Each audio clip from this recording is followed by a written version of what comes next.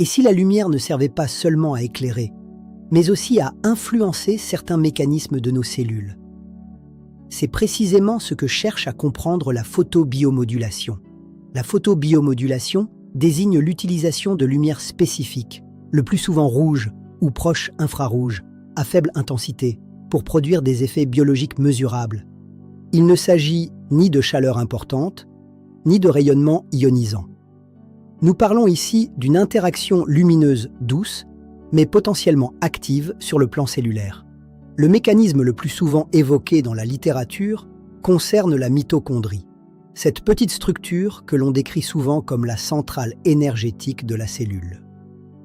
Sous certaines conditions, la lumière pourrait moduler son fonctionnement, favoriser la production d'ATP, notre monnaie énergétique cellulaire, et influencer d'autres signaux biologiques. Les chercheurs s'intéressent aussi à d'autres mécanismes, la modulation des espèces réactives de l'oxygène que l'on appelle ROS, la libération ou la disponibilité de l'oxyde nitrique et l'activation de certaines voies de signalisation cellulaire. En clair, la lumière n'apporterait pas seulement de l'énergie.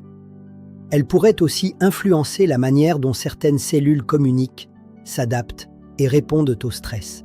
Mais attention, en photobiomodulation, tout dépend des paramètres. La longueur d'onde, la dose, le temps d'exposition et le contexte biologique changent fortement le résultat. C'est même l'un des messages les plus importants de la recherche. Trop peu peut ne rien faire, et trop peu réduire l'effet recherché. Ce que la science permet de dire aujourd'hui, c'est que la photobiomodulation constitue un domaine sérieux de recherche, avec des effets biologiques observés dans de nombreux modèles expérimentaux et dans certaines applications cliniques. En revanche, elle ne doit pas être présentée comme une réponse universelle à tout. Le contexte, l'indication et la qualité de l'application restent essentiels. La vraie question devient alors fascinante.